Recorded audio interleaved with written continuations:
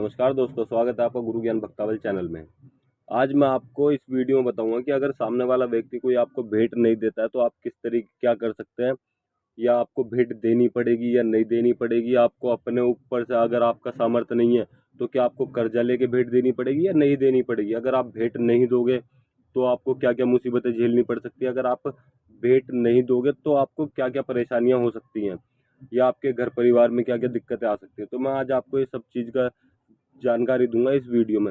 सबसे पहले मैंने आपको बताया था पिछली वीडियो में कि आपको भेंट, अगर मान लीजिए आप किसी भी व्यक्ति का काम करते हैं, चाहे आपके घर में हो, परिवार में हो। अगर आपके घर में है तो कोई परेशानी नहीं भाई, आपको ही करनी है। अगर कोई व्यक्ति बाहर का है, कोई रिश्तेदार है, कोई आस पड़ोस में, या फिर कोई ऐसा व्यक्ति है कि कोई व्यक्ति आपका रिश्तेदार किसी व्यक्ति को लेके आया कि भाई इस व्यक्ति का काम कर दो, जो भी भोग प्रसाद होगा वो ये आपको दे देंगे।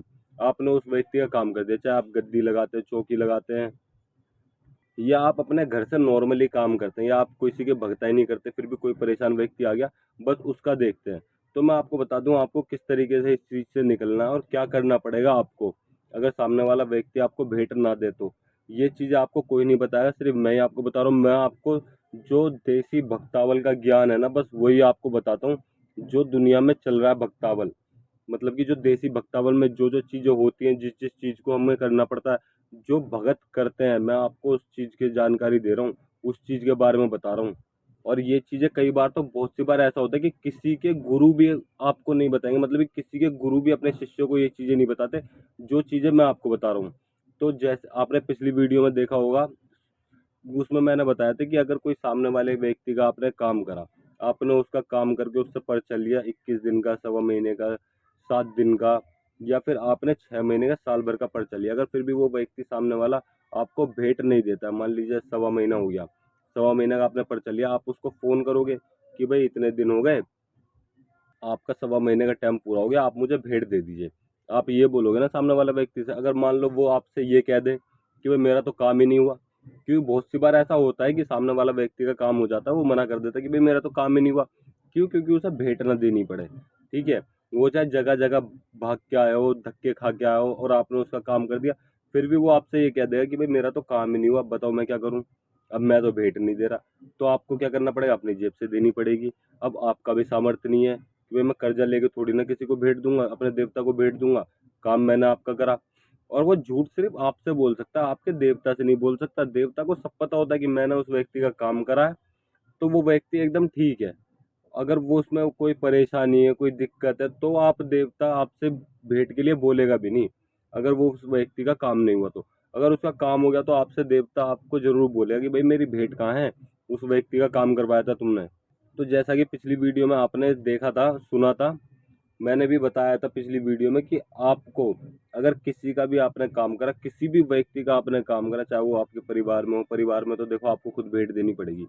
कोई दूर का परिवार हो तो आप उनसे भेंट ले सकते हो, कोई रिश्तेदार है, कोई दूर का परिवार का है, कोई आस पड़ोस का है, कोई मतलब कि कोई अनजान है, कोई व्यक्ति किसी को लिया है कि भाई इसका काम कर दो, वो उसकी जान पहचान में है, तो आपने उसका काम कर दिया। तो आपको जब आपने उतारा करा, तो आपने मरघट में या फिर कहीं भी, कहीं का भी आपने जहाँ का उतारा करा, वो चीज़ वहाँ पे दे दी। वो चीज़ आपके देवता ने बंद कर दी। बंद करने के बाद में आप कढ़ाई करते हो अपने देवता की। कढ़ाई करोगे, जायफल दोगे, लौंग दोगे, जो भी चीज़ करोगे वो आप करोगे। वैसे कढ़ाई होती है, तब किसी रोग को हटाते तो कढ़ाई करनी पड़ती है उसी दिन। आपने देवता की कढ़ाई करी, देवता की कढ़ाई करने के बाद आपसे देवता से आपको बोलना है कि बाबा जी, सामने वाला व्यक्ति, जब तक उसे उन व्यक्तियों को जाने नहीं देना, आपको हाथ पल्ला भी करना है कढ़ाई पे। आपको जायफल उतारना है, आपको उनके ऊपर से जायफल उतारना, लौंग उतारनी है, जोत का मतलब कि लौंग उतारनी है, जायफल उतारना है, कढ़ाई करनी है। जो भी आप कढ़ाई कर रहे हो, उस जायफल को उतारोगे कि बाबा जी इनको एकदम ठीक ठाक रखो, जो भी मैंने रोग दबाया वो एकदम बंद करके रखना, आपके द्वारा मैंने रोग दबवाए हैं वो उन्हें बंद ही रहने देना, वो कभी इनके पास नहीं आने चाहिए। इस तरीके से बोलोगे आप, जो भी चीज़ आप बोलोगे, और वो आपके ऊपर है। आपको ये भी बोलना है साथ में कि जब 40 दिन का पर्चा है, 40 दिन बाद, 40 दिन तक ये एकदम ठीक ठाक रहने चाहिए, और उसके बाद भी एकदम ठीक ठाक रहने चाहिए। 40 दिन के बाद ये मुझे भेंट देंगे, आपका जो भी भोग प्रसाद है, जो भी आप बोलो, मीठा बोलते हो मीठा, भेंट है तो भेंट, वो आपको बोलने की बाबा जी जब ये मुझे भेंट देंगे मैं आपको दूंगा।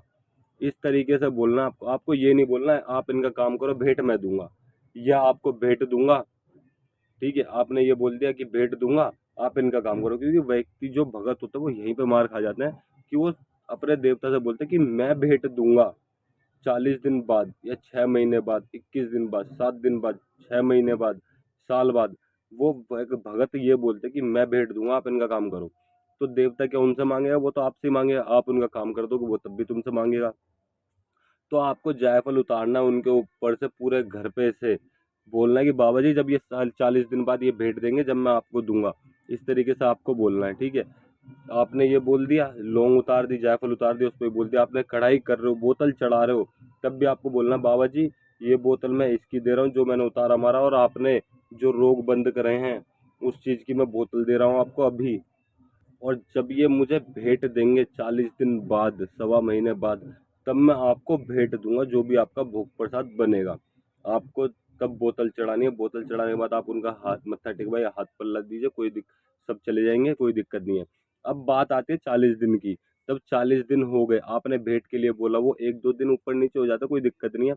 लेकिन वो 1-2 दिन ऊपर नीचे करते करते उन्होंने साल बिता दिए, महीने बिता दिए, 6 महीने बिता दिए, सामने वाला व्यक्ति भेंट दे ही नहीं रहा। अब आपको लग रहा है कि भाई ये व्यक्ति तो मुझे भेंट देगा नहीं, तो आपको क्या करना? अब इस चीज को मैं बताता हूँ आपको क्या करना। आपको कढ़ाई करनी है अपने घर पे।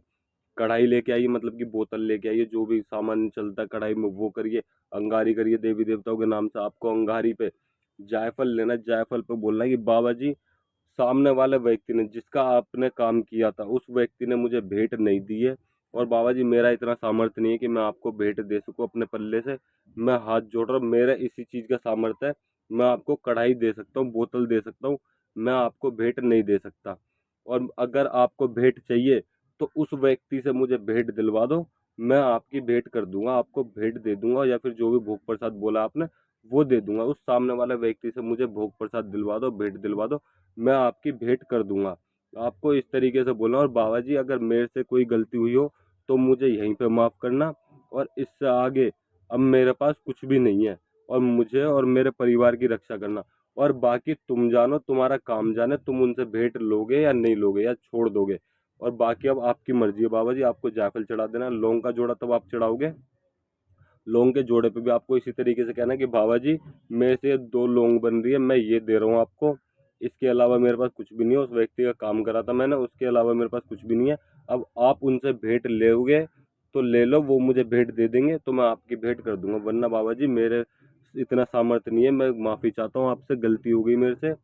इस तरीके से आपको माफी मांग के लौंग का जोड़ा चढ़ाना। 3 लौंग के जोड़े चढ़ेंगे। 3 लौंग के जोड़े आपको पता है किस किस के नाम से चढ़ते हैं, ठीक है।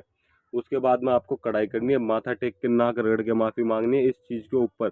देखिएगा बाबा जी आपसे नाराज नहीं होंगे। अगर उन्हें भेंट चाहिए होगी तो या तो वो वहां से जहाँ पे भी उन्होंने रोक बंद करे, उस रोक को उठा के वो वापसी उस व्यक्ति के घर पे छोड़ देंगे कि भाई अब तुम परेशान ही रहो, और फिर दोबारा आपके देवी या देवता वो उस काम को नहीं करेंगे। और दूसरी चीज, अगर उन्हें भेंट चाहिए होगी तो वो उस व्यक्ति की बुद्धि भी घुमा सकते हैं कि मुझे भेंट दो। और अगर उन्हें भेंट नहीं चाहिए होगी तो वो उसको, उन रोगों को छोड़ के वो भेंट नहीं लेंगे, या फिर उसका काम भी हो जाएगा, और देवी देवता आपकी कढ़ाई बोतल से मान जाएंगे, उन्हें फिर भेंट नहीं चाहिए। आप इस चीज को करिएगा। ये जानकारी मैं आपको इसलिए दे रहा हूँ क्योंकि बहुत से भगत इसी चीज के चक्कर में चोट खा जाते हैं, और वो दूसरों का काम करना बंद कर देते हैं। वो सोचते हैं कि भाई मैं तो अपने घर का ही काम करूंगा, ठीक है। तो इस चीज की वजह से भगत लोग बहुत ज्यादा परेशान रहते हैं। आप इस चीज को करो। आपकी जो भी परेशानी होगी, चाहे आपकी कितनी भी भेंट रुक रही हो, बस आपने ये ना बोला हो भेंट के लिए कि मैं दूंगा। फिर आपकी चाहे कितनी भी भेंट रुक रही हो इस तरीके से बोली हुई, आपको उतनी कढ़ाई बोतल करनी पड़ेगी बस। कहते हैं ना, आप मान लीजिए छोटे बड़े से ज्यादा तो छोटे में ही ठीक है, आपने किसी की भेंट बोल दी कि भाई मैं आपको, मान लीजिए 10-12 हज़ार का खर्चा आ रहा है किसी भेंट में, किसी भोग प्रसाद में, आपने भंडारा बोल दिया, वो भंडारा कर रहा है, ठीक है। तो आपने अगर किसी देवी या देवता का भंडारा बोला तो आप भंडारे का भी मैं उपाय बताऊंगा आपको कि अगर आपके पास भंडारे का सामर्थ्य नहीं है तो आप किस तरीके से कर सकते हैं। अगर आपको ये भी जानना है तो आप मुझे कमेंट कर दीजिएगा, मैं आपको जरूर बताऊंगा। और अगर आपकी इसके इस तरीके से आप बोलोगे तो आपको देवता को कढ़ाई बोतल भी बना सकते हो।